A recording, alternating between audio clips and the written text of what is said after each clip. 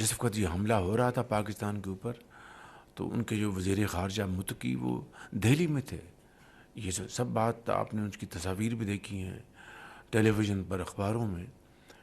تو ہمیں پھر مجبوراً یہ جواب اور بھرپور افواج پاکستان کو جواب دینا پڑا جو ہم نے دیا ہے.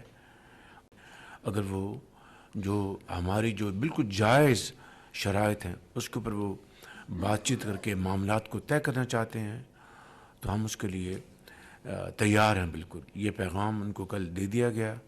اب دا بال از in their court.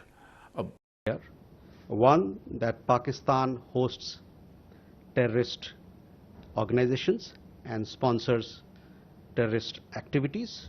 Two, it is an old practice of Pakistan to blame its neighbors for its own internal failures.